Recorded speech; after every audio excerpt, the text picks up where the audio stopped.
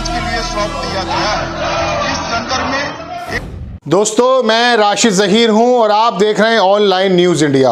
आपको मालूम है कि नागालैंड में किस तरह का सेना का और आम आदमियों का या किसी दूसरे वर्ग का जो मुठभेड़ हुई है उसमें किस तरह का आगजनी और किस तरह की मौतें हुई हैं, ये आपको मालूम है। पूरा देश, विपक्ष, बाकायदा तमाम सभी नेता गृह मंत्रालय से गुहार लगा रहे थे कि आप आकर इसमें बयान दें।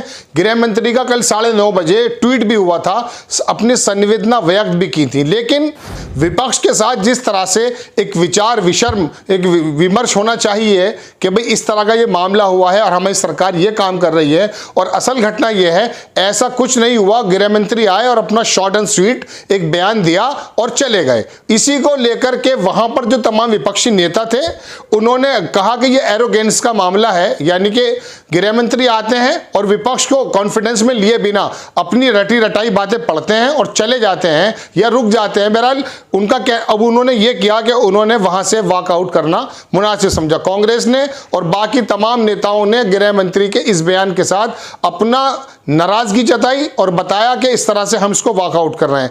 आपकी स्क्रीन पर मैं एक सांसद है उनका बयान भी दिखाऊंगा, लेकिन पहले आप देखिए ट्वीट। सुप्रिया भारद्वाज हैं, उन्होंने कहा, लिखा ट्वीट किया कि Congress, DMK and other opposition parties stage a walkout from the Lok Sabha. Lok Sabha से विपक्ष के नेताओं का जाना ये इतना आम बन गया है और हमारी सत्ता पक्ष उनको रोककर, उनको समझाकर या उनको बिठाकर ये नहीं बता पाती है कि हमारी सरकार के क्या क्या काम हैं और हम क्या क्या इकदामात, स्टेप्स ले रहे हैं पर्टिकुलर विषय में। होता यूं है कि या तो निलंबित कर दिया जाता है सांसदों को, या सांसदों अपना खुद ही छोड़ करके बाहर आ जाते हैं। आगे लिखता है कि after home minister statement was we were asking for certain clarification by government didn't allow.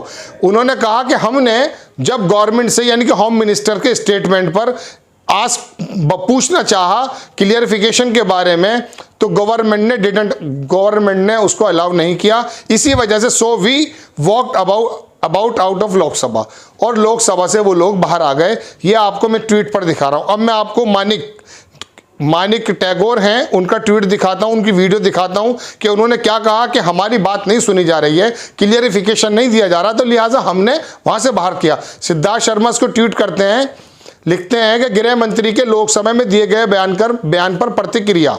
गृह मंत्री के नागालैंड पर बयान से हम संतुष्ट नहीं हैं, हमें स्पष्टीकरण नहीं मांगने दिया गया, जिसकी वजह से हमने लोकसभा से वॉकआउट किया। ये वीडियो देखिए, कुछ सेकंड का वीडियो है। उसके बाद मैं आपको दिखाऊंगा कि ये एक्चुअली घटना क्या है और इसके पीछे सरकार और विपक्ष का आरोप क्या है। पहले आप ये वीडियो देखें। In the Lok Sabha today, when we raised the Nagaland issue, the Honorable Speaker and the Parliamentary Affairs Minister promised that the Home Minister will come and reply.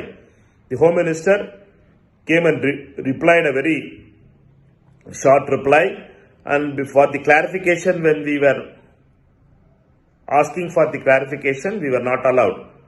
And we were not satisfied with the reply of the Home Minister. Therefore, the opposition parties, Congress Party and DMK and other alliance partners walked out in protest against the reply of the Home Minister.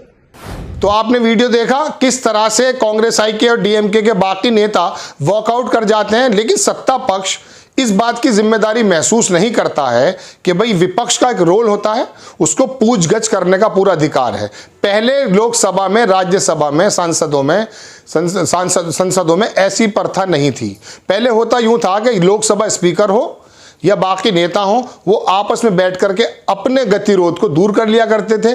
पुराने Lok Sabha speaker और हमारे उपराष्ट्रपति जो थे भैरव सिंह शेखावत, हालांकि वो Bharatiya Janata party से ही ताल्लुक रखते थे, उनके कार्यकाल में ये देखा गया है कि जब भी विपक्ष में या पक्ष में, सत्ता पक्ष में कोई गतिरोध होता था, वो अपने ऑफिस में बुला लिया करते थे, चाय पिलाते थे, दोनों का गतिरोध खत्म करके संसद की कार्यवाही को आगे चलाते थे ताकि देश की तरक्की हो। लेकिन अब होता यूं है कि हमारे गृह मंत्री जी कल तक तो राजस्थान में अपनी चुनाव प्रचार कर रहे हैं, रैलियां कर रहे हैं तमाम, और अब आकर के लोकसभा में आए और विपक्ष का कोई सवाल दिए बिना, सुने बिना, पहले भी और बाद में भी अपना बयान दिया और बात खत्म। नागालैंड में दरअसल ऐसा नहीं हो रहा है।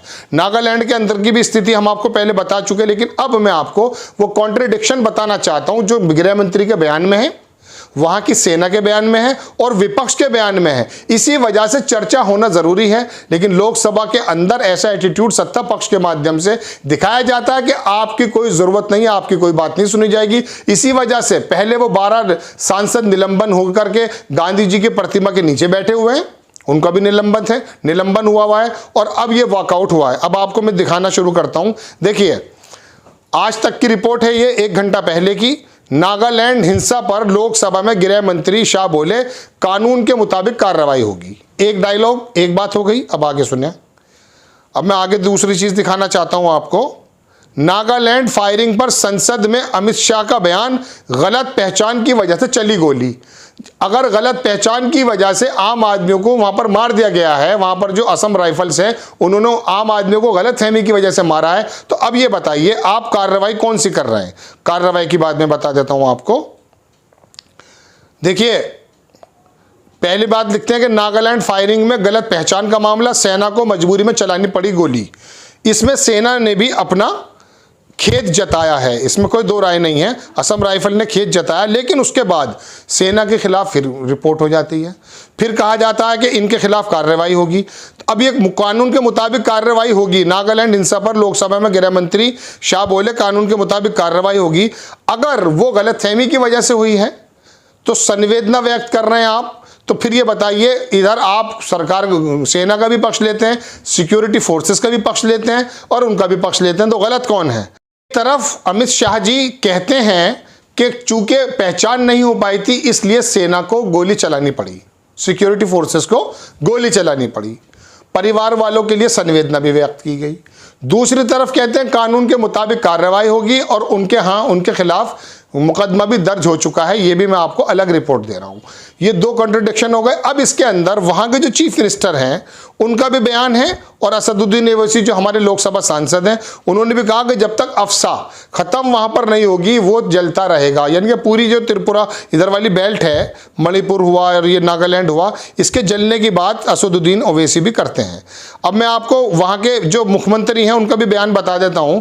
उनका भी कहना यह है कि जब तक अफसा खत्म नहीं होगी यहां पर सुकून नहीं मिल पाएगा। देखिए, नागालैंड में सियासी उबाल क्या बचेगी, नियो की कुर्सी, वहां के चीफ मिनिस्टर हैं, इनके बारे में मैं बता दूं आपको कि ये इनका कहना यह है कि यहां से अफसा खत्म हो जानी चाहिए। देखिए, लिखा है असम राइफल के जवानों ने इन लोगों को प्रतिबंधित संगठन समझकर गोलियां चला दी, फायरिंग कर दी।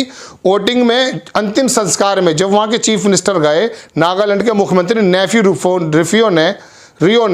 रियो ने नागालैंड में लागू AFSPA armed force special power act को तत्काल हटाने की मांग की है।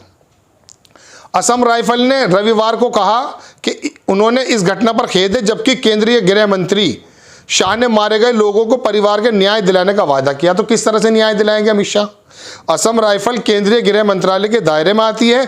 मुख्यमंत्री नेफ्यू रियो ने शांति की अपील करते हुए कहा कि एक विशेष जांच दल की घटना की जांच करेगा। विशेष जांच दल घटना की जांच करेगा। अब इसमें 3 बातें आती हैं। वहां के मुख्यमंत्री कहते हैं कि इसको हटा लिया जाए अफसा को, और मुख्यमंत्री कहते हैं कि उनके खिलाफ कार्रवाई होगी। लोकसभा में कहते हैं वो गलतफहमी के कारण मारे गए। सेना के लोग भी उसके अंदर खेद जताते हैं। 3-4 बातों। अब विपक्ष इन तमाम बातों को लेकर अगर पूछना चाहता है, आपकी भूमिका जानना चाहता है, तो उसमें प्रॉब्लम क्या है? इसी वजह से बड़ी खबर हमने आपको बताई कि कांग्रेस और डीएमके के सदस्यों ने वॉकआउट कर दिया, लेकिन सत्ता पक्ष को, गृह मंत्रालय को, गृह मंत्री जी को या हमारे पूरे सत्ता पक्ष को लोकसभा के अंदर कोई फर्क नहीं पड़ता है कि वो वॉकआउट कर दें। अब आपको बड़ी खबर बताना है कि गृह मंत्रालय को लेकर और सरकार को लेकर कांग्रेस आई के नेताओं ने और डीएमके के नेताओं ने और बाकी तमाम लोगों ने भी वहां से वॉकआउट कर दिया। ये बड़ी खबर है। नागालैंड पर सही तरीके से जवाब न देने का, अपना घमंड या जो भी सत्ता का नशा है उसके अंतर्गत ये एक्टिविटीज को आरोप लगाते हैं कि हमारी सुनी नहीं जाती है।